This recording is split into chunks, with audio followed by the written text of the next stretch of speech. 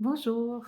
Alors l'autre jour, lors de la canalisation avec la carte, la mienne, l'oracle 31 jours pour changer sa vie, je ne vous ai pas montré l'image. Je m'en excuse. Donc l'image, c'était ça. Je vous avais parlé de vous connecter à la nature, etc. Alors en fait, j'ai vu des arbres, j'ai vu le bleu du ciel, le vert des arbres, bref, en canalisation, j'ai reçu ça comme message par rapport à la nature. Donc aujourd'hui, je vais utiliser un autre oracle. C'est de nouveau un des miens. Donc 33 voix d'amour avec, pareil, votre petit livret. Et là, je vais choisir une carte. Donc là, c'est plus compliqué puisque ce sont des images en aquarelle. Donc là, il va vraiment falloir que je sorte de mon mental, que j'écoute la canalisation, le message de mes guides par rapport à l'image qui est sur la carte. Elle sera forcément en forme de cœur, puisque elles sont toutes en forme de cœur. Donc là, il va falloir que les guides mettent là. Je veux une canalisation et je veux avoir un message pour vous, puisque nous avons tous besoin de messages, nous avons tous besoin de soutien. De quoi avez-vous besoin comme soutien aujourd'hui? Si je peux vous aider, je suis là. delassa.com et appelez-moi. Ok, alors, waouh, vous savez ce que je vois, moi? Je vois le monde. Je vois une partie du monde qui souffre. Je vois un monde qui saigne. Un monde où tout n'est pas beau. Parce que même si cette chaîne est pour la positivité et pour vous aider à vous sentir bien, on ne peut pas non plus être dans une joie totale lorsqu'on regarde autour de nous. Alors, je vois quand même un océan de possibilités. Les possibilités ne dépendent que de chacun.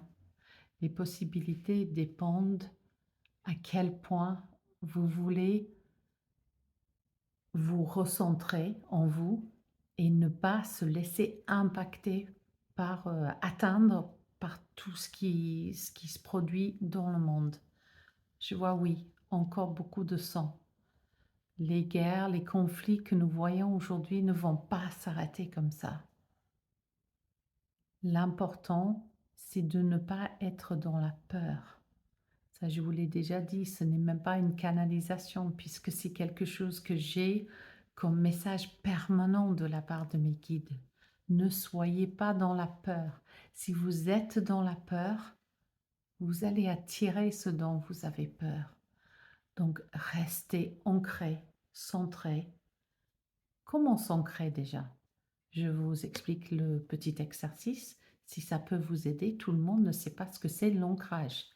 L'ancrage, ça vous permet d'être droit, d'être connecté à la terre. Par exemple, à la maison, au maximum, baladez-vous, pas forcément pieds nus, ce n'est pas encore la saison, mais au moins en chaussettes. Baladez-vous dans la maison en chaussettes. Vous êtes plus près du sol, vous êtes plus en contact avec la terre. Si vous avez un petit jardinet, alors, si vous pouvez, si vous êtes courageux par rapport au froid, essayez de vous y mettre juste une minute pieds nus dans l'herbe. Connectez-vous à la terre.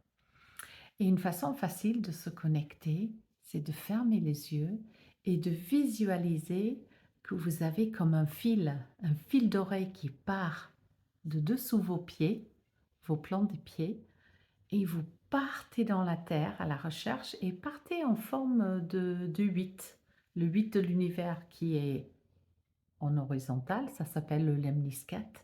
Mais partez en 8, vous descendez, traversez, vous attrapez un bout de terre pour vous ancrer et vous remontez dans le pied. Et après, vous allez ressentir l'énergie de la terre qui va monter dans votre cœur et qui va vous traverser.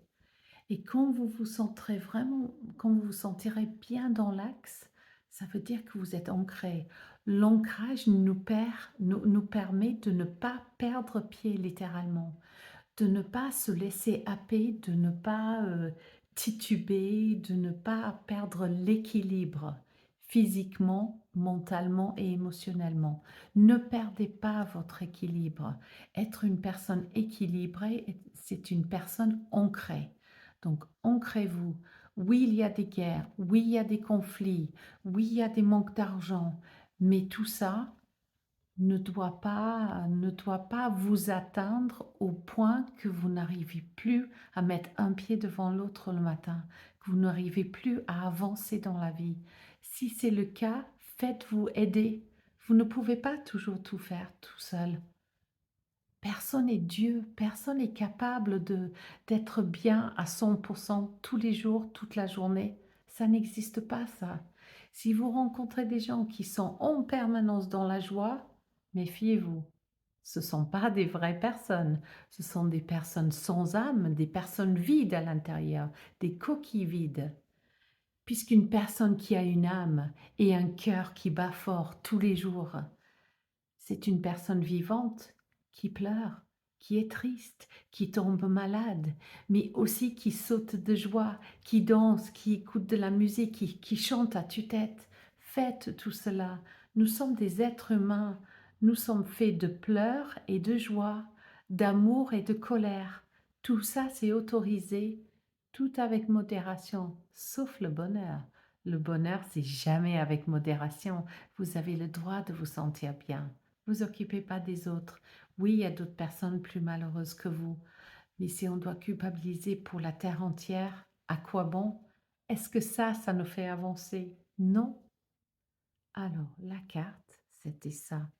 Et en plus, je n'ai même pas regardé le mot qu'il y a dessus.